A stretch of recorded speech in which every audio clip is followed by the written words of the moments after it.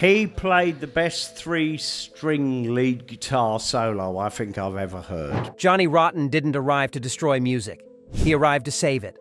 When the world called him a threat, he was really a truth teller. When they said he had no talent, he proved talent was overrated.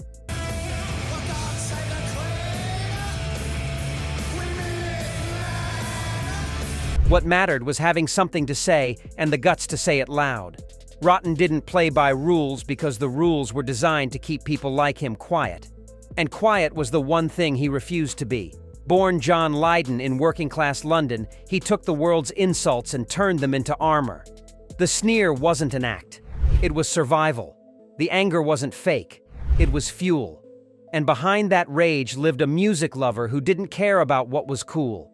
He cared about what was real, what was strange, what made comfortable people uncomfortable. Rotten's favorite albums weren't punk. You know, punk and all that, and we're all right. But we're not out there to degenerate or grass up or... Most of them came before punk existed. They were reggae, krautrock, experimental noise, and outsider art. Records that broke rules before rules knew they could be broken. These albums didn't teach him how to play. They taught him why to play, why to shout, why to never, ever bend. Here are the 7 albums Johnny Rotten loved enough to defend with fists. Subscribe if you're ready for the truth. Which album do you think lit his fuse? 7. Trout Mask Replica. I cannot go back to your proud land. Johnny Rotten heard Trout Mask Replica and laughed while everyone else ran away. Released in 1969, this album sounded like music being tortured and enjoying it. Captain Beefheart and his magic band made sounds that shouldn't work together, rhythms that fell apart and rebuilt themselves, vocals that howled like a man arguing with the moon. Most people hated it. It was a damn good plot, it really was, and I like the character Leo very much. He's a swine. Rotten loved it for exactly that reason. It refused to be liked. It existed on its own terms. Total freedom wrapped in chaos. Beefheart didn't care about melody the way normal people did.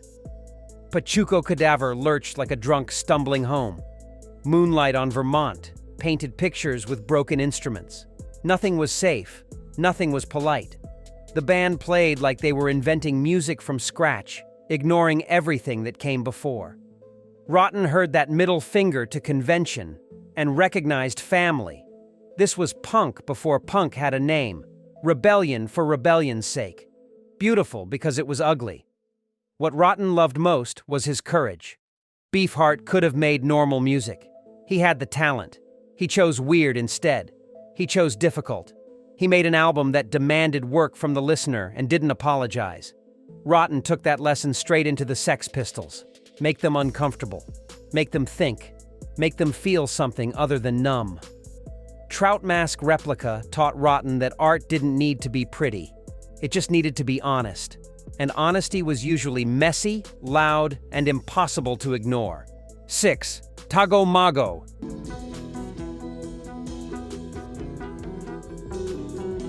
Cannes' Tago Mago hypnotized Johnny Rotten. Released in 1971, this German krautrock masterpiece did something Rotten had never heard before. It built grooves that lasted forever. 18-minute songs that never got boring.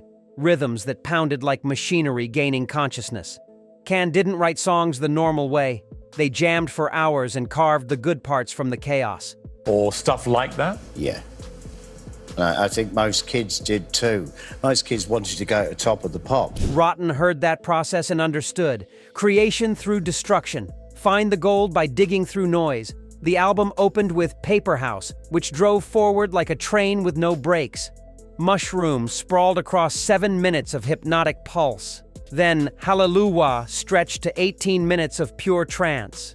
Most bands feared repetition, can weaponize it.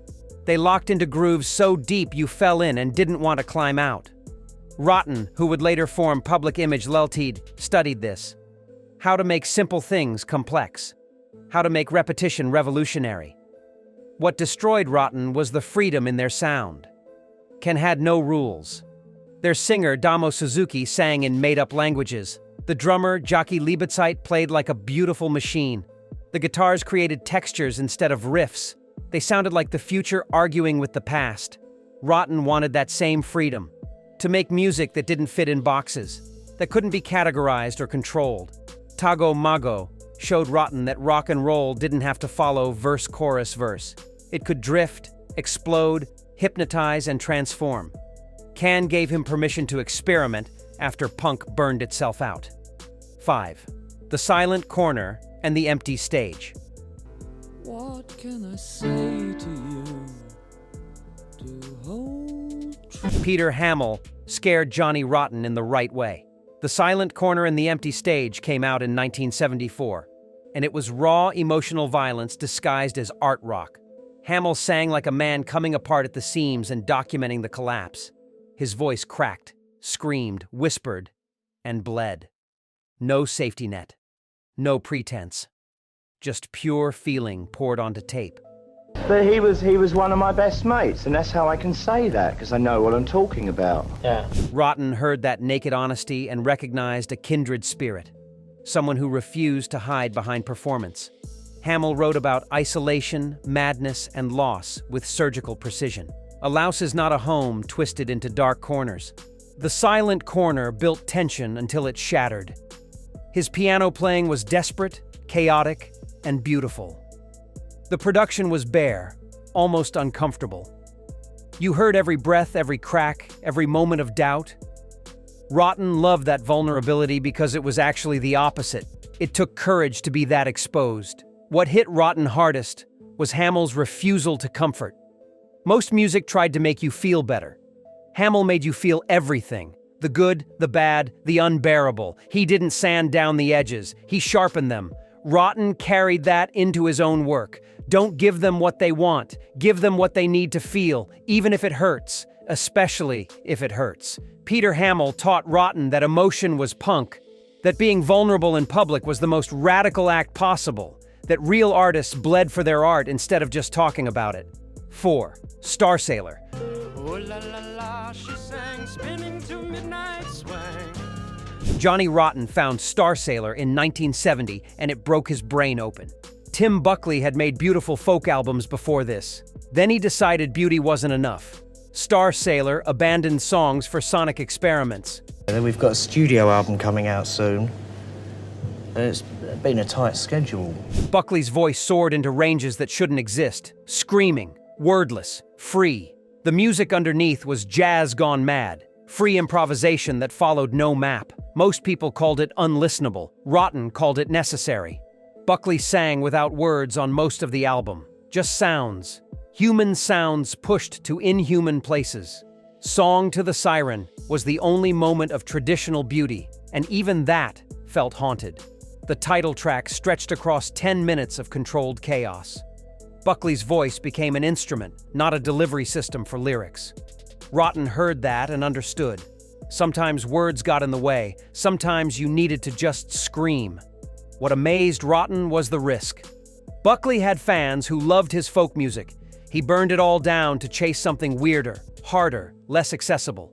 His career never recovered, but the art survived. Rotten saw that trade-off and accepted it. Better to make one honest record than a lifetime of lies. Better to fail reaching for something real than succeed in making garbage. Star Sailor taught Rotten that commercial suicide could be artistic immortality, that the music that mattered most often mattered to the fewest people first. Tim Buckley showed him that bravery had consequences, and sometimes those consequences were worth it. 3. New.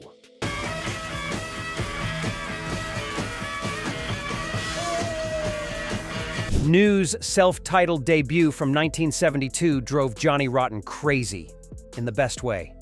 Two Germans, Klaus Dinger and Michael Rother, stripping rock down to its skeleton and reanimating it. The motoric beat pounded forward eternally. Drums that never stopped, never complicated, just forward motion like the Autobahn at midnight. Rotten heard that relentless drive and felt it in his bones. Did when you get round to that one? Yes, even then. This was going to be the absolute end of rock and roll. This was what punk should sound like. Stripped down, unstoppable, alive. Halagallo opened the album with 10 minutes of pure propulsion. The same beat, the same movement. Building and building without ever exploding. New didn't need dynamics. They needed motion. Negativland slowed everything down to a crawl, proving they could control tempo like a weapon, fast or slow. Both were powerful. Both refused to compromise. Rotten studied that control, that confidence, that refusal to give the audience what they expected. What killed Rotten was the simplicity. New played less and said more. Two people making more noise than bands with 6 members. They proved you didn't need complexity to create power. You needed commitment.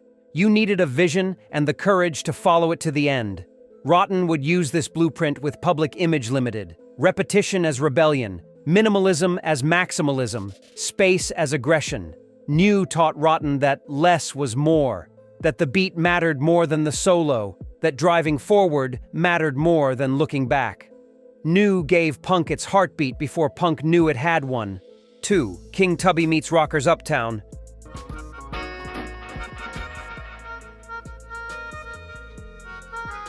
Johnny Rotten found salvation in dub reggae.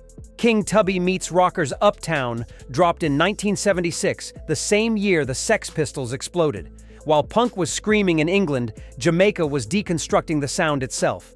King Tubby took songs apart, removed vocals, drowned everything in echo and reverb, made bass the main character. Augustus Pablo's melodica floated over the top like a ghost. Rotten heard this and understood. Music didn't need to be complete. Sometimes the spaces between sounds said more than the sounds themselves. Dub was rebellion through subtraction. King Tubby didn't add. He was removed. Stripped songs to their essence, then twisted that essence through effects until reality bent. King Tubby meets Rockers Uptown was 6 minutes of pure atmosphere. Bass that shook foundations, drums that appeared and disappeared, Pablo's melodica crying over the wreckage. Rotten loved that dub made you work. You had to listen closer, had to find the melody hiding in the echo. What changed Rotten was the freedom.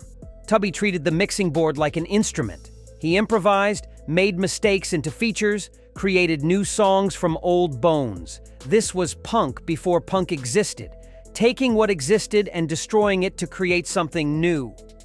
Rotten carried this into Public Image Limited. Metal Box sounded like dub infected with punk rage. Heavy bass, space, echo, atmosphere. King Tubby taught Rotten that destruction was creation, that taking things apart showed what they really were, that reggae and punk were cousins, both fighting the same fight through different weapons. 1. Pawn Hearts.